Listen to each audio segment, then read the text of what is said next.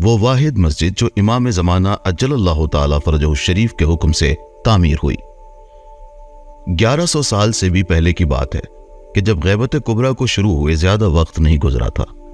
شیخ صدوق کے زمانے میں حسن بن مسلح جمکرانی نام کا ایک شخص جو ایک صالح اور متقی شخص تھا، وہ جمکران مسجد کی تعمیر کا قصہ یوں بیان کرتا ہے۔ سن 374 ہجری رمضان المبارک کی 17 تاریخ اور منگل کی آدھی رات تھی۔ میں اپنے گھر میں سو رہا تھا۔ اچانک میں نے کچھ لوگوں کی آواز سنی جو گھر کے پیچھے جمع تھے اور مجھے بلا رہے تھے، جس نے میری نیند اڑا دی۔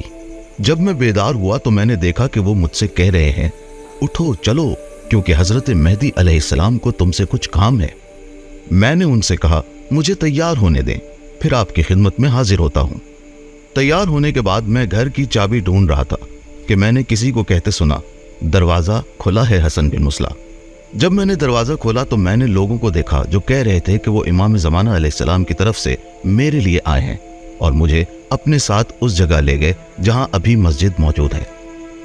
جب ہم وہاں پہنچے تو دیکھا کہ ایک چارپائی پر ایک خوبصورت قالین بچھا ہے اور ایک 30 سال کا نوجوان اس پر تکیے سے ٹیک لگائے بیٹھا تھا۔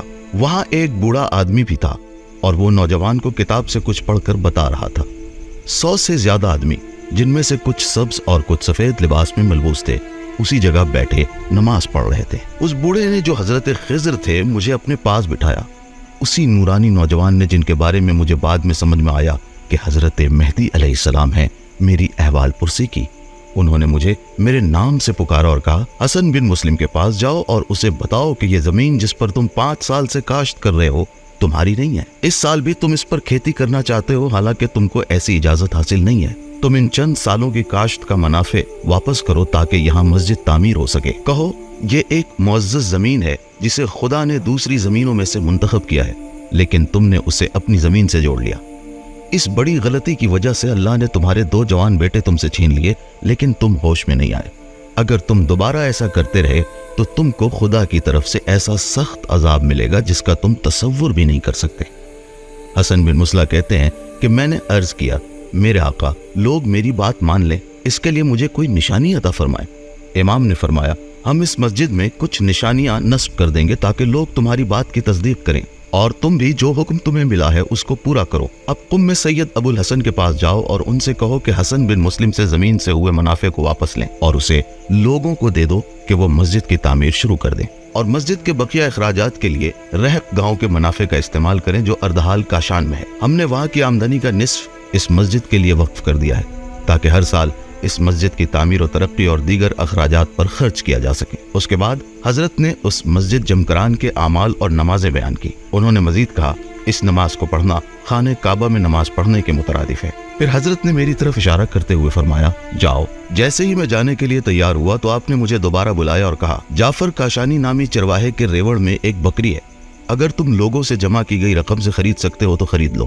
اور اگر نہیں تو اسے خود خرید لیتا ہوں۔ پھر اس بکری کو اس جگہ لے آؤ اور اسے ذبح کر دو، اور کل رات 18 رمضان المبارک بدھ کی رات ضرورت مندوں اور مصیبت زدہ لوگوں میں تقسیم کر دینا، اللہ ان سب کو شفا دے گا۔ یہ نہ بھولنا کہ یہ بکری 2 رنگ کی ہے اور اس کے بال بہت ہیں، اور اس کے جسم پر 7 سیاہ اور سفید نشان ہیں، جن میں سے ہر ایک کا سائز 1 درہم کے برابر ہے، جن میں سے 3 ایک طرف اور 4 دوسری طرف ہیں۔ حسن بن مسلح جمکرانی کہتے ہیں، میں گھر واپس آیا اور ساری رات یہ سوچتا رہا کہ آخر ماجرا کیا ہے۔ صبح ہوئی، میں نے نماز پڑھی، پھر میں علی بن منذر کے پاس گیا اور اسے سارا واقعہ سنایا۔ ہم اس کے ساتھ اسی جگہ گئے جہاں وہ مجھے کل رات لے گئے تھے۔ خدا کی قسم ہم نے وہاں وہ نشانات دیکھے جو حضرت نے کہے تھے، یعنی کیلیں اور زنجیریں جن سے انہوں نے مسجد کی حدود کو نشان زد کیا تھا۔ پھر میں علی بن منذر کے ساتھ سید ابو الحسن رضا کے گھر گیا۔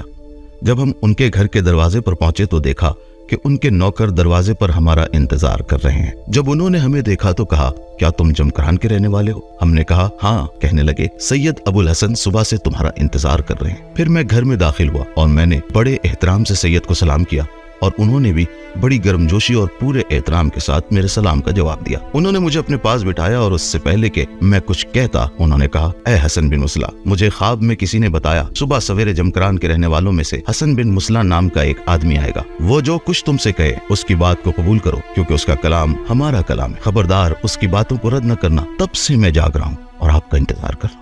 حسن بن مسلح نے تمام واقعات سید کے سامنے بیان کیے اور سید ابو الحسن بھی امام کے حکم کے مطابق مسجد جمکران کی تعمیر میں لگ گئے۔ 1100 سال پہلے سے لے کر اب تک یہ مسجد امام زمانہ کے ساتھ رابطہ پیدا کرنے کی جگہ اور تنہا منجی موعود کے انتظار میں رہنے والوں کے لیے ملاقات کی جگہ بن چکی ہے، جو ہر سال دنیا بھر سے بہت سے لوگوں کو اپنی طرف متوجہ کرتی ہے۔